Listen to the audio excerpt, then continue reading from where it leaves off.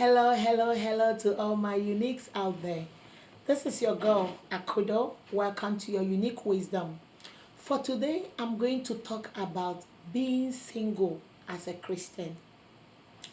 Being single as a Christian. I've received a lot of emails from my single sisters and brothers, and they keep saying, okay, unique, you keep talking about the married women, you keep talking about what men want and what women want, but what do singles want? How do we get to there?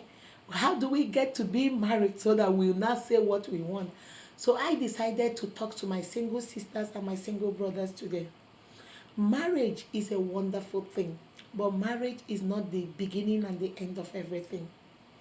I want to talk to my sisters and my brothers out there. You see, the society has put a lot of pressure on our singles that they think that if they are not married, they are nobodies. My sister, you are somebody. My brother, you are somebody. You're going to wait until the appointed time, and the society or man or woman will not make you rush into something you're not ready for. I have received a lot of emails from some of my sisters that ran and got married when it wasn't their time or to the wrong person because they were desperate to be married. I've had some other sisters tell me, oh, if I can just get married, even if it is for 1 year, I'm okay with it. My sister, how can you want to be married just for 1 year, just to satisfy the society that you're married, and then you can go through a divorce, it's okay with you? My sister, that is not the kind of life I want for you.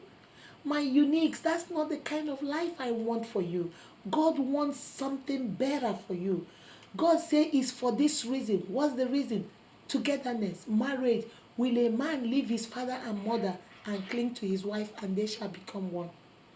But you can't be desperate. When you make decisions, when you're desperate, 9 out of 10, you tend to make mistakes. The society makes it look like once you're 26 and you are not married, oh my God, you are cursed. The society make it look like if you are a man and you're 30 and you're not married, oh my God, you must be a very useless man. But that's not true, my sister. That's a lie the society is feeding you guys. And I'm here today. If I can help just one sister and I can help just one brother, I will know that I have done what I'm supposed to do. Marriage is wonderful. Marriage is a beautiful union. Marriage is a beautiful union created by God. But marriage is not something you run into just to satisfy other people's idea of you or to make other people think differently of you. You're going to be single, but while you're single, you're going to enjoy your singleness, and you're going to be getting ready for when God will send the right person your way. So this video, I am going to talk about 10 things a Christian sister and a Christian brother should be doing right now that you are single before God brings your life partner into your life. 10 things. And I'm going to start with one. The first one says, make Jesus your greatest treasure. Make Jesus your priority.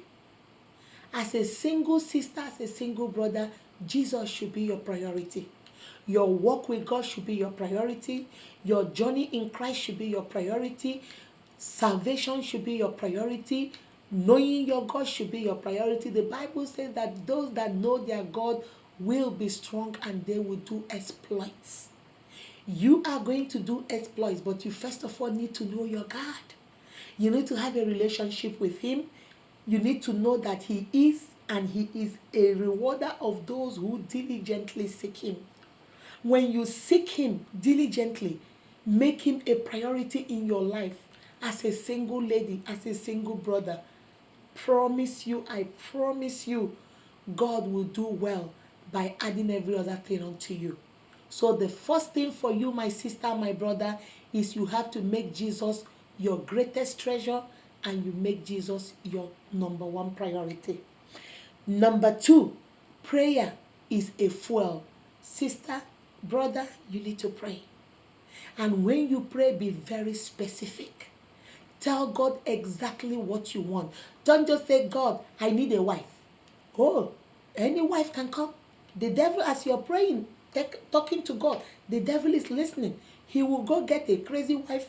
He will go get a wife that doesn't know you. He will go get a woman that is going to come, doesn't want marriage. You said you wanted a wife. Here is a wife. The devil will bring his own wife to you. So my sister, my brother, prayer is the key. Prayer is the fuel. You talk to God. If he needs fasting, fast. Always pray for your life partner. Some people will tell me, oh, but I'm too young to start praying.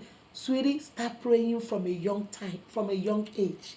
Anytime you have the opportunity and the time, tell God, God, I want this. I want a God-fearing brother. I want a God-fearing sister. I want a woman of God. I need a man that has a job. I need a man that is kind. I need a man that is family-oriented. I need a man that is hardworking. I need a man that is dedicated. I need a man that wants to serve you. I need a man I'll serve God with. Tell God exactly what you want. God's ears are not deaf. Neither are his hands short that he can't hear your prayers and your supplications. But you have to tell God. The Bible says you do not receive because you do not what? You do not ask. If you don't ask, you don't receive. Don't go and make a general prayer about your life partner. Tell God specifically what you want. Number 3 says, don't forget your calling. Remember, like I say in all my videos, you are called for a purpose and for a reason. You know why God called you. You didn't just come into this world by accident. Your creation was thought of. You were handpicked. You were created. You were conceived. You were given birth for a reason and for a purpose. If your calling is ministry, your calling is preaching the gospel, your calling is prophecy, your calling is outreach, my sister, get involved. Get involved in your calling. Some of us will say, oh, let me wait. When I get married, oh, me and my husband are going to do this in ministry. No, my sister, no, my brother. It starts right now. God is taking notes. Please do. Number 3 says, don't forget your calling. Don't forget why you are called. You were saved to be sent. You were not just saved just to be saved. We were saved to be sent by God to go do God's work. We were saved so we can go and preach the gospel. That's your calling. That's my calling. That's every Christian's calling. Go ye into the world and preach the gospel. Jerusalem, Samaria, to the utmost end of the world. Go and preach the gospel. Keep your calling. Don't forget your calling. You can still do God's work while you're single, and then when your life partner comes, you can continue God's work. Don't wait until you're married. Number 3, please don't forget your calling. Number 4 says, God knows your needs. Do you think God doesn't know you want to be married? Do you think God doesn't know you want a good husband and a God-fearing husband? Do you think God doesn't know you need a God-fearing wife? God knows that. That's why you need to remember, prayer is communication between you and God. You go to your altar. Altar is a place where you meet God. You go to your altar and lay down all your prayer points. God already knows those prayer points, but he said you have to confess it with your mouth. You have to confess it and tell God about it and then listen and hear from God. It's a conversation. It's a communication thing between you and your God. So number 4 says, God knows your needs. So don't ever let the devil deceive you or let anybody make you feel like, is he even listening? Does he even know what I want? Are you sure he knows that I need a husband? I need a wife? Does he know? Sister, he knows. My brother, he knows. He knows. You have to have faith that he knows, and you have to have faith that he's going to bring the right person at the appointed time and everything will be made well. But you have to trust God. Number 5, my sister, you have to live a full life. Invest in yourself. Live a full life. I've seen some sisters, I've seen some brothers put their life on hold. Oh, I won't go on vacation. Oh, the kind of vacation I'll take when I get married. Oh, the kind of movie I'll be watching when I get married. Stop that, my sister. Stop that, my brother. Live a full life. Go out there and have fun. If you need to go on vacation, organize with your friends. Go get your vacation. If you need to go watch a movie, take yourself to the movie. Pay for your movie and go in there and watch a movie. Organize with friends and go watch a movie. Live a full life. Don't keep your life on hold. There is a reason why God is keeping you single. He is working out some stuff. He's pruning some stuff. He's weeding some stuff. He's cleaning some stuff. He's polishing some stuff. He's making you straight. So that when he brings that whole man into your life, that whole man is going to meet a whole woman, and then marriage will take place. My sister, my brother, invest in your life. Live a full life. If you need to go back to school, head on back to school. If you need to change your work, go get another job.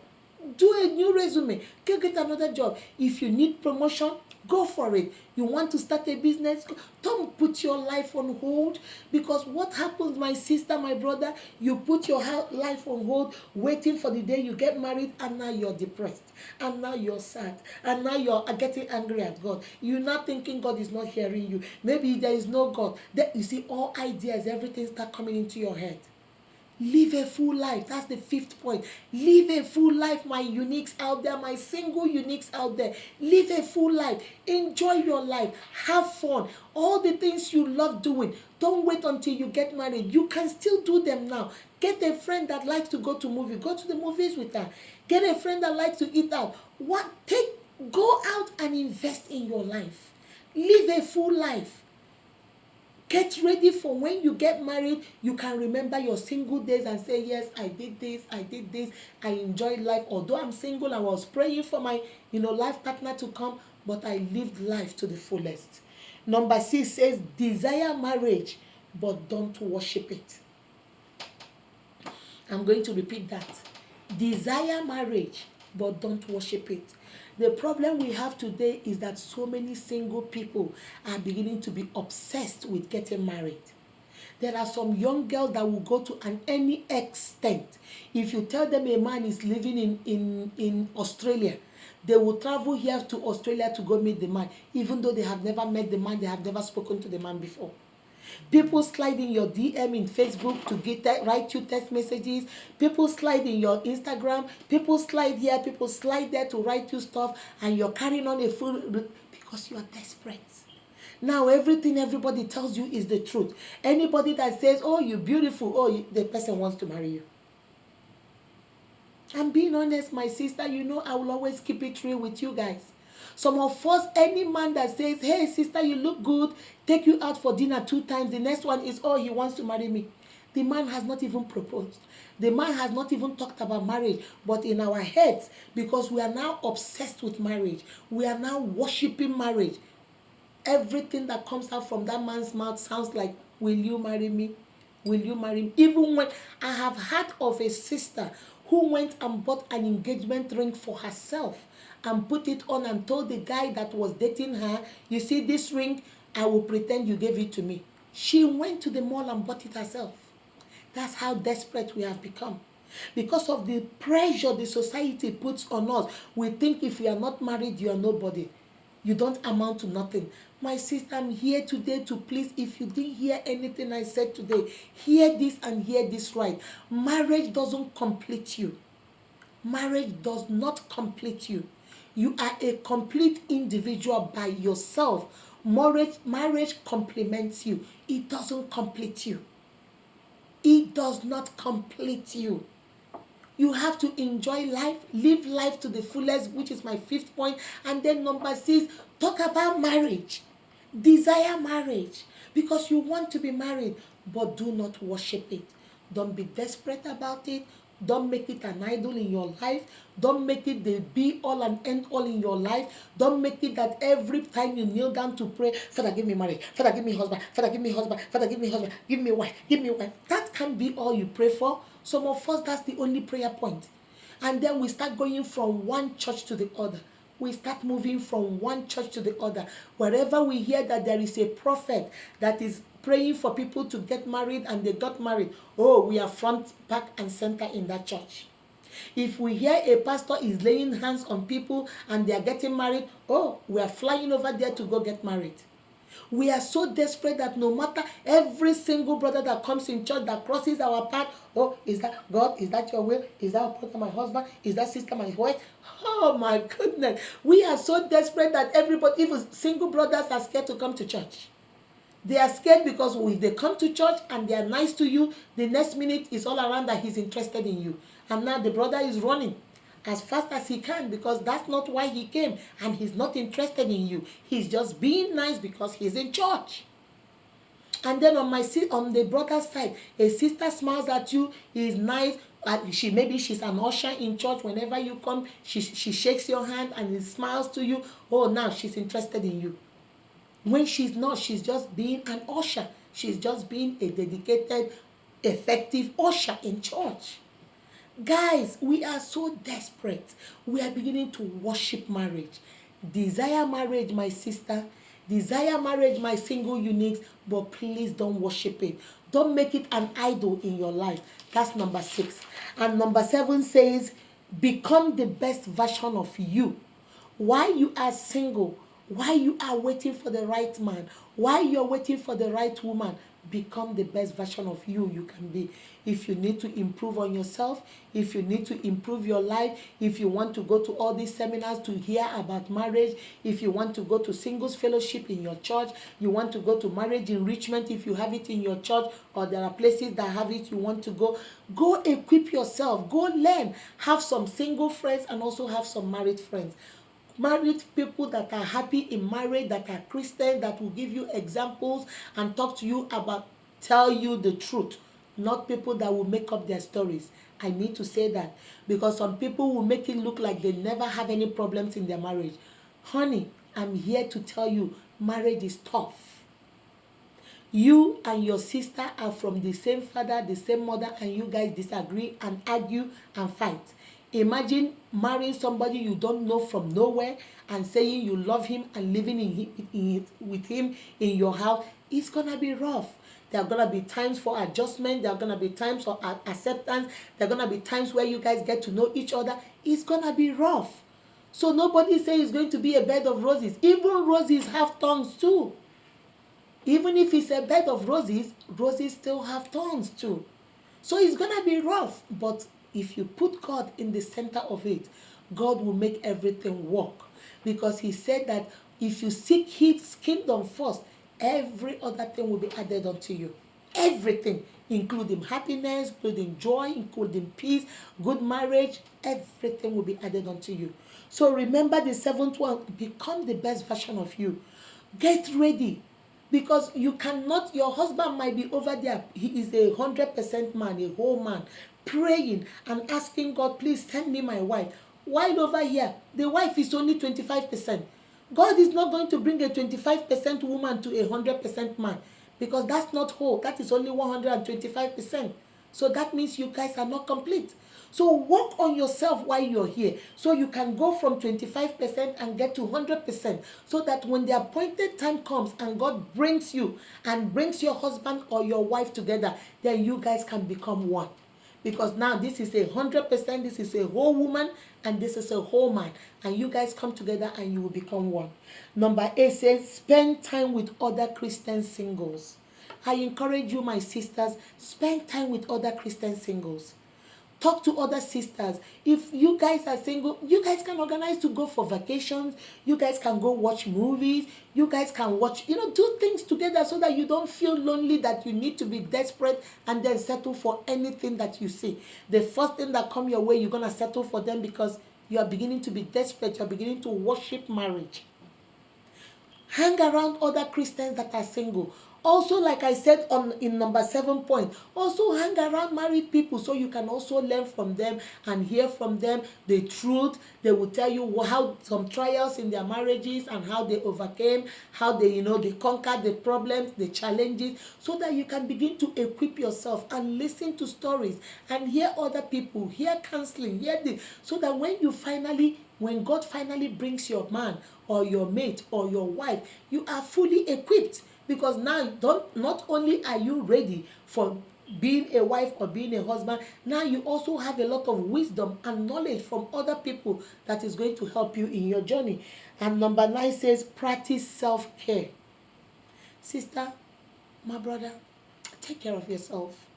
Don't let yourself go. Don't let yourself go. Don't think, oh, you know what? I am a Christian sister, so I'm going to leave my head nappy like this. I'm going to look as crazy as anything you can think of. I'm not going to take care of myself. I'm not going to look good. I'm not going to do nothing. Because if God brings me somebody, God will bring me the person that loves me for who I am. And that person is going to love me, whether good, bad, or ugly. Sister, better be careful. That brother might be your brother, but remember, he's also flesh before he became a Christian. We are all flesh before we became Christians. So when he sees you and he's like, oh, Jesus Christ, is that how she looks? You might be the one for her. You might be the one for him, or you might be the one for her. But because of the way you have let yourself, you don't take care of yourself, you don't do proper self-care, and that brother might say, you know what? And he might leave. Even though it's wrong for him to leave because that is what God has ordained for him. But my sister, my brother, put in your best.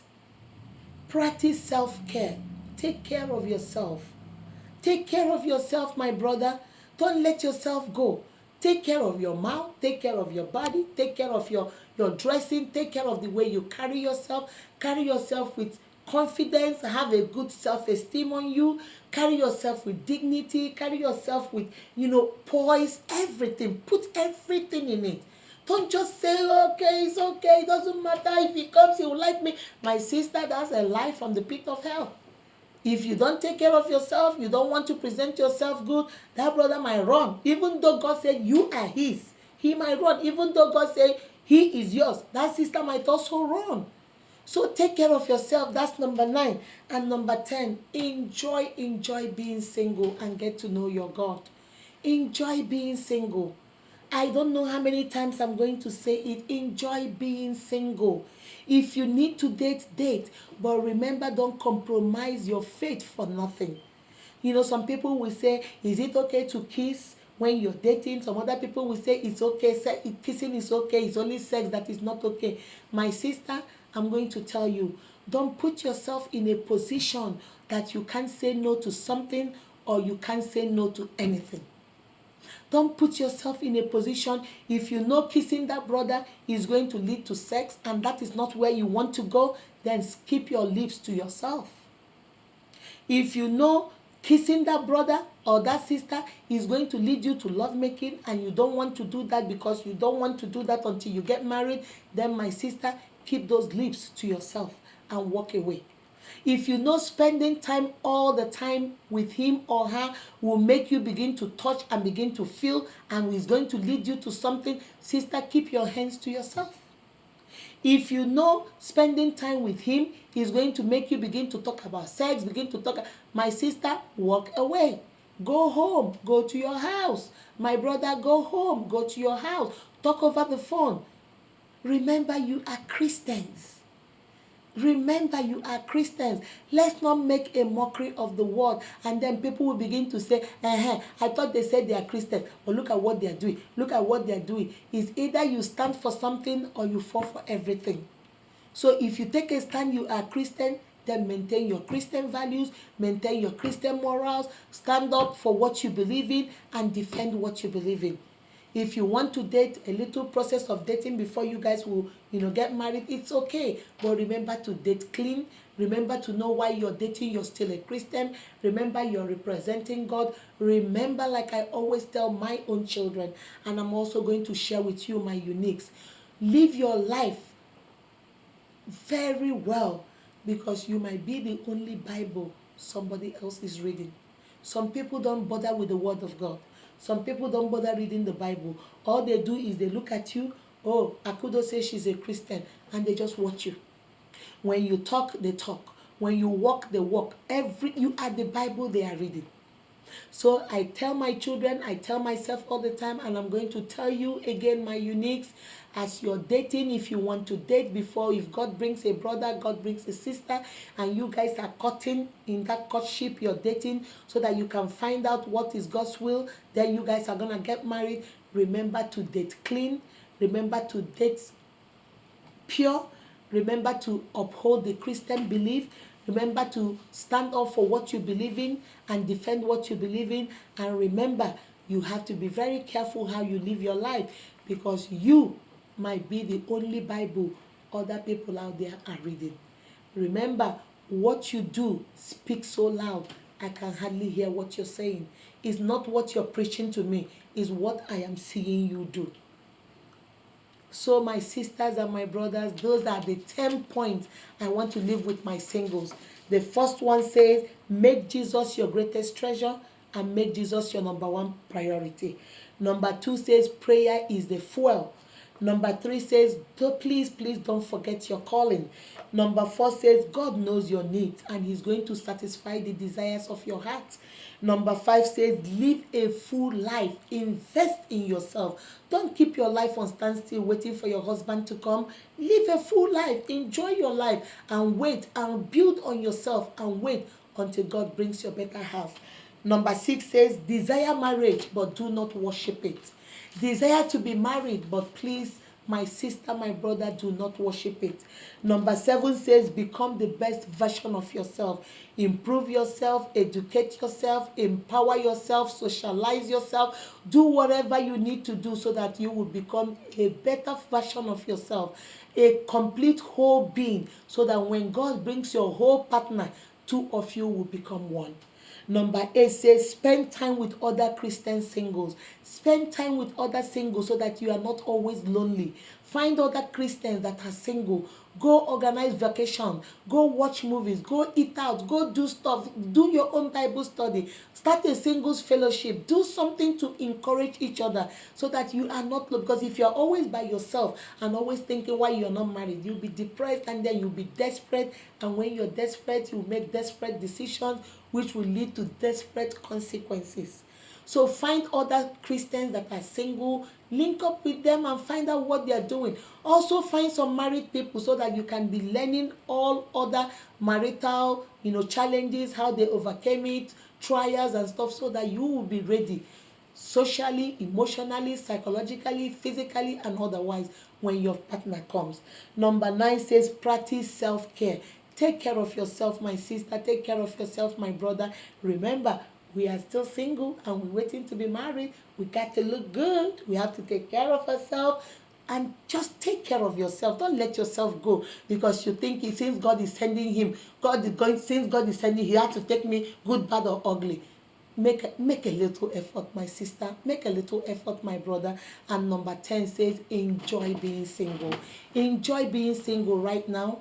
Enjoy being single right now and know that now you are single because God is preparing you, grooming you, getting you ready. And God, on the other hand, is also preparing your life partner, getting him ready. And at the appointed time, God is going to bring two of you together. Don't let the society pressure you into marriage that you're going to be unhappy, you're going to be sad, you're going to be depressed. You don't need that kind of marriage. And when you make your prayers known to God, please, my sister, my brother, be specific about it. Give us a thumbs up, share this video, write me uniqueakudo@gmail.com, and remember, you are beautifully and wonderfully made by God. That is why you're unique. You might be single, my sister, but you are a unique single lady. You are a unique single man. Have a wonderful, wonderful rest of the week. Be kind to yourself and to each other. Bye-bye.